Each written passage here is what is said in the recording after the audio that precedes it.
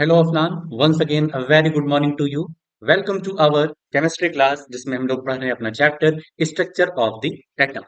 तो भाई साहब कल हम लोगों ने फर्स्ट क्लास करी थी। तो भाई साहब क्लियर हुआ कि नहीं क्लियर हुआ, क्या था, क्या बवंडर मचाए हो? वो 12 बजे तुम वर्क भेजे हो तो कुछ क्लियर तो हमें नहीं हो पाया कि तुम्हें समझ में आया कि नहीं आया है। तो उसे आज फीडबैक देना। भाई साहब कोशिश करो कि 8 बजे तक काम हो पाए, नहीं तो फिर मजा नहीं आएगा। ठीक है, नुकसान तुम्हारा होगा और किसी का नहीं। तो इसलिए थोड़ा सा यार अलर्टनेस दिखाओ। आधे घंटे की वीडियो होती है, आधे घंटे का काम रहता है, आधे घंटे 45 मिनट का। तो उसको करो यार।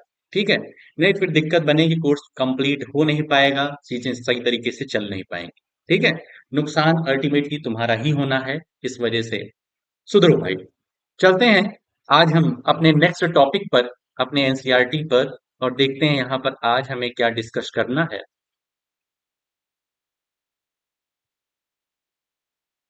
तो आ जाते हैं फटाफट से। आज का जो हमारा कंसर्न टॉपिक है वो 2.2 एटॉमिक मॉडल्स। एटॉमिक मॉडल्स में आज हमें क्या क्या देखना है। थॉमसन मॉडल ऑफ एटम, जिसमें थॉमसन, जे जे थॉमसन ने अपना मॉडल दिया है एटम का। Rutherford's nuclear model of atom, atomic number and mass number, isobars and isotopes, and last drawbacks of Rutherford model। तो भाई साहब इसमें कई सारी चीजें हैं जो क्लास 9th 10th में तुम पढ़ चुके हो, वापस से यहाँ पढ़ाने नहीं वाले हैं। ठीक है, तुम उसे वापस से रीड करो, अपनी एनसीईआरटी में उसकी रीडिंग करो, उसके इंपॉर्टेंट नोट्स बनाओ। जो समझ में नहीं आ रहा है वो हमसे पूछो तो वो हम तुम्हें बता देंगे। तो थॉमसन मॉडल ऑफ एटम ये तुमको खुद से देखना है, self. Rutherford's model of atom ये तुमको सेल्फ देखना है। और ड्रॉबैक्स ऑफ रदरफोर्ड मॉडल ये भी तुमको सेल्फ देखना है। हम ये दो टॉपिक आज यहाँ पे कवर करेंगे, atomic number and mass number और आइसोबार्स एंड आइसोटोप्स, ये दो टॉपिक। ठीक है, आ जाते हैं फटाफट से अपनी एनसीईआरटी पे। तो atomic models, Thompson model of atom, ये सब कुछ पढ़ा हुआ है, कई बार तुम्हें हम पढ़ा चुके हैं। रदरफोर्ड्स मॉडल ये चीजें याद होंगी, गोल्ड फॉयल वगैरह का एक्सपेरिमेंट जो था, सारे लेकिन तुम्हें कॉपी में लिखने हैं, ध्यान रखना इंपॉर्टेंट पॉइंट्स, और 8 बजे के पहले। ठीक है, आते हैं अपने topic atomic number and mass number पे। ठीक है, चला जाए। The presence of positive charge on the nucleus is due to the protons in the nucleus. बहुत ध्यान से सुनो भाई। The presence of positive charge on the nucleus is due to the protons in the nucleus. Nucleus में जो positive charge है ना, वो किसकी वजह से है? प्रोटॉन की वजह से है। देखो इलेक्ट्रॉन भाई अपना निगेटिव बनता है, हमेशा निगेटिविटी छाई रहती है। अपना प्रोटॉन जो है उसके पास पॉजिटिविटी रहती है। ठीक है, तो न्यूक्लियस का पॉजिटिव चार्ज किसकी वजह से है? प्रोटॉन भाई साहब के पास। As established earlier, the charge on the proton is equal but opposite to that of electron। जितना इलेक्ट्रॉन के पास चार्ज है उतना ही प्रोटॉन भाई साहब के पास भी चार्ज है, बस इलेक्ट्रॉन निगेटिव है, प्रोटॉन पॉजिटिव है। ठीक है, समझ रहे हो ना, दोनों का ऐसा खेला है। The number of protons present in the nucleus is equal to the atomic number Z। जो हमारा प्रोटॉन्स, जितना, कोई कहे कि कितना प्रोटॉन्स उसमें एलिमेंट में प्रेजेंट है, कितने प्रोटॉन्स प्रेजेंट हैं, तो पूछ लो भाई साहब हमको एटॉमिक नंबर बता दो, हम तुम्हें प्रोटॉन बता देंगे। तुम हमें प्रोटॉन बता दो, तो नंबर ऑफ प्रोटॉन्स बता दो तो हम एटॉमिक नंबर बता देंगे। मतलब जितने एटॉमिक नंबर हो, जो एटॉमिक नंबर होता है उतने ही नंबर ऑफ प्रोटॉन्स होते हैं। For example, the number of protons in the hydrogen nucleus is 1। In sodium atom it is 11, therefore their atomic number are 1 and 11। Hydrogen में एक प्रोटॉन, उसका एटॉमिक नंबर 1। सोडियम में protons के number of protons जो है वो 11 है, तो उसका atomic number 11। Clear, number of protons जितने उतने ही atomic number. In order to keep the electrical neutrality, the number of electrons in an atom is equal to the number of protons, atomic number Z। ठीक है, मतलब कह रहा है कि हम अपने एटम को न्यूट्रल रखने के लिए हमें क्या करना पड़ेगा? उस जो पॉजिटिव चार्ज है उसको बैलेंस करने के लिए कुछ नेगेटिव चार्ज रखने पड़ेंगे, कुछ इलेक्ट्रॉन्स रखने पड़ेंगे। तभी तो हमारा एटम न्यूट्रल होगा, तभी तो वो स्टेबल रहेगा, नहीं तो अनस्टेबल, कभी इधर भागेगा कभी उधर भागेगा। तो हम क्या करेंगे, उतने ही नंबर ऑफ इलेक्ट्रॉन्स भी रखेंगे। जितने नंबर ऑफ प्रोटॉन्स उतना ही उसका एटॉमिक नंबर, और उतने ही नंबर ऑफ इलेक्ट्रॉन्स होंगे। मतलब एक चीज तुम्हें दे दिया गया तो बाकी दो चीज तुम निकाल दोगे कि नंबर ऑफ, जैसे एटॉमिक नंबर दे दिया गया तो number of electrons number of protons तुम निकाल दोगे फट से। For example, the number of electrons in hydrogen atom and sodium atom are 1 and 11 respectively. Hydrogen का अभी हम लोगों ने देखा एटॉमिक नंबर 1 है, प्रोटॉन उसके कितने होंगे 1, इलेक्ट्रॉन कितने होंगे 1। सोडियम में एटॉमिक नंबर 11, प्रोटॉन 11, इलेक्ट्रॉन 11। बस इतनी सी चीज ये पहले वाले में बताए, बहुत ही सिंपल सी चीज लगी होगी भाई। ठीक है, ये एक फॉर्मूले हैं, इसको लिख लेना कॉपी में।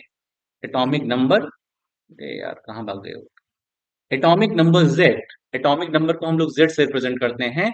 Number of protons in the nucleus of an atom equals to the number of electrons in a neutral atom. जितना एटॉमिक नंबर उतना इलेक्ट्रॉन उतना प्रोटॉन, बस। While the positive charge of the nucleus is due to protons, the mass of the nucleus is due to protons and neutrons. किसी भी किसी भी nucleus में positive charge proton की वजह से है, किसी भी न्यूक्लियस का पॉजिटिव चार्ज प्रोटॉन की वजह से है, लेकिन न्यूक्लियस का जो मास है, न्यूक्लियस का जो मास है वो प्रोटॉन और न्यूट्रॉन की वजह से है। न्यूट्रॉन तीसरा सब एटॉमिक पार्टिकल। ठीक है, इलेक्ट्रॉन का मास तो लगभग नेग्लिजिबल होता है। As discussed earlier, protons and neutrons present in the nucleus are collectively known as nucleons।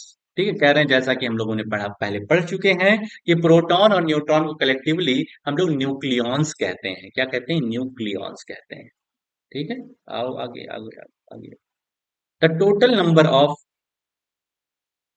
Nucleons is termed as mass number A of the atom. और ये हम इसको क्या कहते हैं, टोटल नंबर ऑफ न्यूक्लियॉन्स को मास नंबर कहते हैं उस एटम का।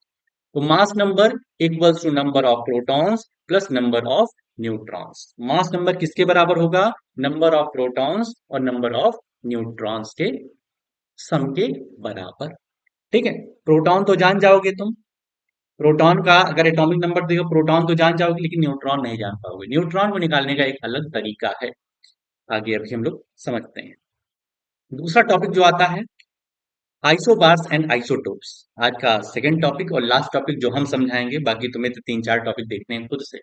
The composition of any atom can be represented by using the normal element symbol x.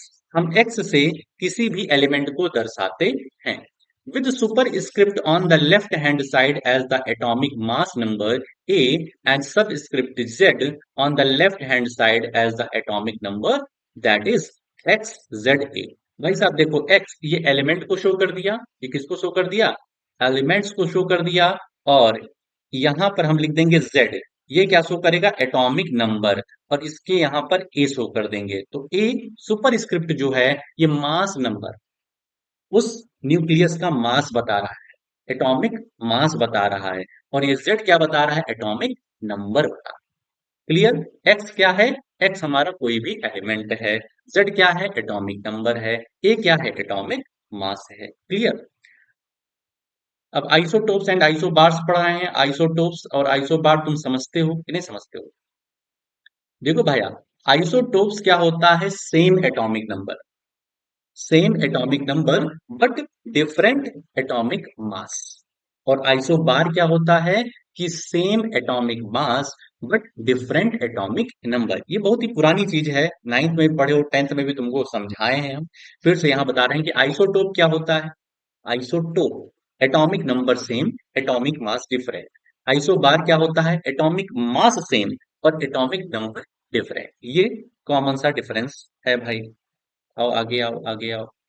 Isobars are the atoms with same mass number. देखो जो तुम्हें समझाया, ये सब डेफिनेशन लिखना भाई कॉपी में, नोट्स प्रॉपर बनाओ।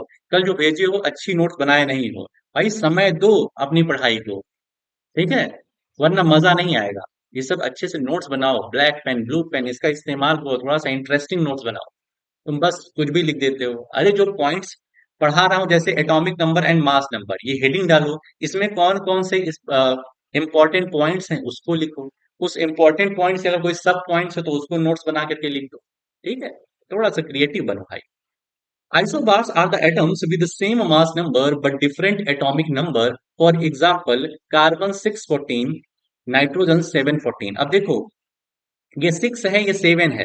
एटॉमिक नंबर नीचे होते हैं, एटॉमिक मास ऊपर होते हैं। तो एटॉमिक मास हमें क्या दिख रहा है? सेम दिख रहा है, लेकिन एटॉमिक नंबर डिफरेंट दिख रहे हैं। एटॉमिक नंबर कैसे दिख रहे हैं?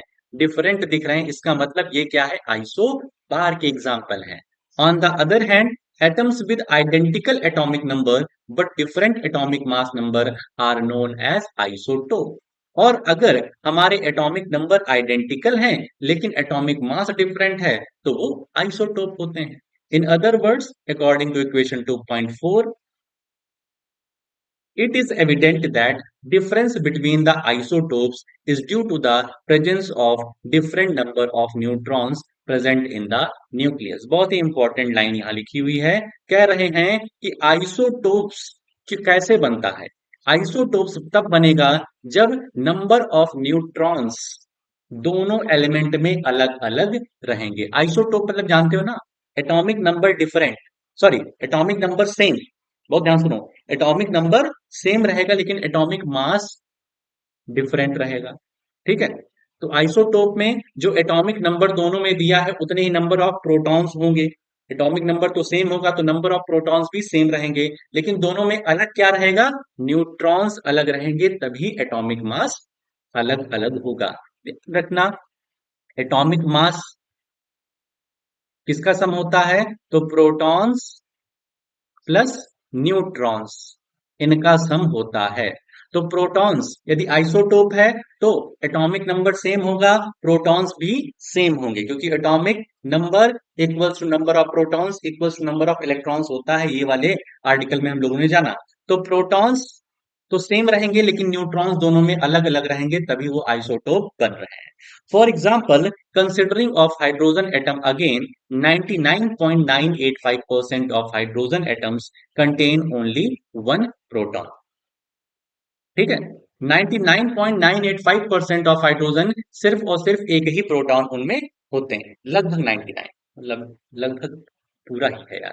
ठीक है, तो मतलब उसके पास एक ही प्रोटॉन होते हैं। एक प्रोटॉन मतलब उसका atomic number 1। Number of proton ही तो हमारे एटॉमिक नंबर होता है। This isotope is called protium. Hydrogen का यदि एटॉमिक नंबर 1 है और एटॉमिक मास भी 1 है तो प्रोटियम कहते हैं। Rest of the percent of hydrogen atom contains two other isotopes. दो और आइसोटोप हाइड्रोजन के होते हैं। ठीक है, one containing one proton and one neutron is called deuterium. ठीक है, 1 और यहाँ पर न्यूट्रॉन एक हो गया, एक न्यूट्रॉन की भी संख्या बढ़ गई तो यहाँ पर 2 एटॉमिक मास हो गया। ठीक है, अभी तक सिर्फ एक प्रोटॉन ही था, सिर्फ तो सिर्फ 1 था, लेकिन एक न्यूट्रॉन भी आ गया तो 1 प्लस 1 हो जाएगा, एटॉमिक मास हमारा 2 हो जाएगा, तो उसको हम ड्यूट्रियम कहते हैं। इसी तरीके से यदि हमारे 2 न्यूट्रॉन्स आ गए, प्रोटॉन तो भैया सेम रहेगा, प्रोटॉन नहीं चेंज होगा क्योंकि एटॉमिक नंबर नहीं चेंज हो रहा है। एटॉमिक नंबर जब चेंज होगा तभी तो प्रोटॉन चेंज होगा। तो इस वजह से यहाँ पर 1 1 ही रहेगा, यहाँ पर 3 हो गया क्योंकि यहाँ पर 2 न्यूट्रॉन्स आ गए। तो तुम कहोगे सर जी यहाँ 3 फिर कैसे लिखा है? भैया ये 3 है एटॉमिक मास। एटॉमिक मास में प्रोटॉन न्यूट्रॉन दोनों होते हैं। प्रोटॉन की संख्या 1 है, न्यूट्रॉन 2 ठो आ गए, इस वजह से वहां 3 लिख दिया गया है। ठीक है, the latter isotope is found in trace amounts on the earth. जो ड्यूट्रियम है और ट्रिटियम है ये बहुत ही कम पाए जाते हैं हमारी अर्थ पे। Other example of commonly occurring isotopes are carbon atoms containing 6 7 and 8 neutrons beside 6 protons. ठीक है, जैसे कार्बन है, कार्बन के ये वाले में 6 atomic number, 6 atomic number, 6 atomic मतलब ये आइसोटोप है। और एटॉमिक मास डिफरेंट है, इसका मतलब क्या? क्या ये है आइसोबार के एग्जांपल ना भाई? आइसोबार नहीं, आइसोटोप ही तो है, एटॉमिक नंबर सेम है। ठीक है, तो अब कैसे देखो, ये कार्बन का 6 12 दिया है, यहाँ पे तुम्हें मान लो निकालना है नंबर ऑफ न्यूट्रॉन्स कितने होंगे। नंबर ऑफ न्यूट्रॉन्स कितने होंगे निकालना है, तो देखो ये एटॉमिक मास कितना दिया गया है? एटॉमिक मास कितना दिया गया है? 12 दिया गया है। और प्रोटॉन्स की संख्या कितनी हो जाएगी? प्रोटॉन्स की संख्या 6 हो जाएगी। क्यों? क्योंकि एटॉमिक नंबर 6 है। तो हमारा न्यूट्रॉन्स कितना हो जाएगा? न्यूट्रॉन्स हमारा भी 6 हो जाएगा, इसमें 6 हो जाएगा, ये वाले में न्यूट्रॉन 7 हो जाएंगे और ये वाले में 8 हो जाएगा। ठीक है, समझ रहे हो बात को हम बोल क्या रहे हैं? Chlorine atoms containing 18 and 20 neutrons beside 17 proton. ठीक है, 17 क्लोरीन के ये दो आइसोटोप हैं, ये वाले में 18 18 न्यूट्रॉन है क्लोरीन, ये 1735 जो दिया है इसमें 18 न्यूट्रॉन है और ये वाले में 20 न्यूट्रॉन है। कैसे जान गए? तो भाई साहब प्रोटॉन प्लस न्यूट्रॉन ही एटॉमिक नंबर होता है, ये जो एटॉमिक नंबर है यही प्रोटॉन है। तो यहाँ पर 18 है, यहाँ पर 20 है, खत्म कहानी, सिंपल सिंपल सी चीजें हैं। Lastly, an important point to mention regarding isotopes is that chemical properties of atoms are controlled by the number of electrons, which are determined by the number of protons in the nucleus. कह रहे हैं कि isotope की जो chemical properties होती है, ठीक है, केमिकल प्रॉपर्टीज जो होती है वो डिटरमाइन किससे हो रही है? कौन से फैक्टर उसको केमिकल प्रॉपर्टीज में बदलाव ला रहे हैं? तो वो नंबर ऑफ इलेक्ट्रॉन्स है। नंबर ऑफ इलेक्ट्रॉन्स क्या होते हैं? नंबर ऑफ इलेक्ट्रॉन्स कैसे जानेंगे? तो नंबर ऑफ प्रोटॉन्स जितने होते हैं उतने ही इलेक्ट्रॉन्स होते हैं। Number of neutrons present in the nucleus have very little effect on the chemical properties of an element. Neutrons का रोल सिर्फ और सिर्फ वजन बढ़ाने में है, एटॉमिक मास बढ़ाने में है, इसका फर्क केमिकल प्रॉपर्टी में ज्यादा नहीं पड़ता, लगभग नेग्लिजिबल है। Therefore all the isotopes of given element show same chemical behaviour. इस वजह से जो आइसोटोप्स होते हैं एलिमेंट के अलग अलग, वो सेम केमिकल बिहेवियर शो करते हैं। अब कुछ एग्जांपल यहाँ पर आया हुआ है उसको समझ लो। Calculate the number of protons, ये सब एग्जांपल लिखना भाई साहब, एग्जांपल लिख करके सॉल्यूशन लिखना, ये डायरेक्ट सॉल्यूशन तुम मार देते हो। Calculate the number of protons neutrons and electrons in क्या लिखा है? B R for beryllium, beryllium, beryllium, ठीक है, बेरेलियम है, B R for boron, B R for, एक मिनट सर्च करते हैं what B R stands for. B R stands for bromine, sorry sorry, bromine, ठीक है। B R stands for boron, bromine, ठीक है। तो अब देखो इस तरीके से दिया गया ब्रोमीन, यहाँ 35 है, यहाँ 80 है। तो देखो प्रोटॉन्स निकालेंगे कह रहा है, तो प्रोटॉन्स तो हमारे ये 35 हो जाएंगे क्योंकि एटॉमिक नंबर जो होता है वही प्रोटॉन होता है और वही इलेक्ट्रॉन होता है। प्रोटॉन और इलेक्ट्रॉन 35 हो गया और न्यूट्रॉन कह रहा है, तो न्यूट्रॉन हमारा 80 माइनस 35 हो जाएगा क्योंकि एटॉमिक मास से यदि हम प्रोटॉन को हटा दें तो निकल आएगा, तो 10 में 5 गया 5, 7 में 3 गया 4, 45, 45 हमारे नंबर ऑफ न्यूट्रॉन्स हो जाएंगे। ठीक है, तो इसको फॉर्मूले सहित लिखना। अगला, अगला problem, the number of electrons, the number of electrons, protons and neutrons in a species are equal to 18, 16 and 16 respectively। कह रहे हैं इलेक्ट्रॉन्स जो हैं, इलेक्ट्रॉन्स कितने हैं हमारे? इलेक्ट्रॉन 18 है, प्रोटॉन 16 है और न्यूट्रॉन भी 16 है। यहाँ पर हम देख रहे हैं कि प्रोटॉन और इलेक्ट्रॉन की जो नंबर है वो सेम नहीं है। नंबर ऑफ इलेक्ट्रॉन्स 18 है, नंबर ऑफ प्रोटॉन 16 है। इसका मतलब ये जो एलिमेंट है ये स्टेबल, ये जो एटम है ये स्टेबल नहीं होगा, न्यूट्रली, इलेक्ट्रिकल न्यूट्रली नहीं होगा, या तो ये निगेटिव होगा या तो पॉजिटिव होगा। ठीक है, पॉजिटिव कब होता? जब पॉजिटिव चार्ज ज्यादा होता। निगेटिव कब होगा? जब निगेटिव चार्ज ज्यादा होगा। तो यहाँ पर हम देख रहे हैं कि निगेटिव चार्ज ज्यादा है, इलेक्ट्रॉन की संख्या ज्यादा है, 18 और ये 16 है। ठीक है, तो इस वजह से अब देखो किस तरीके से काम करेंगे।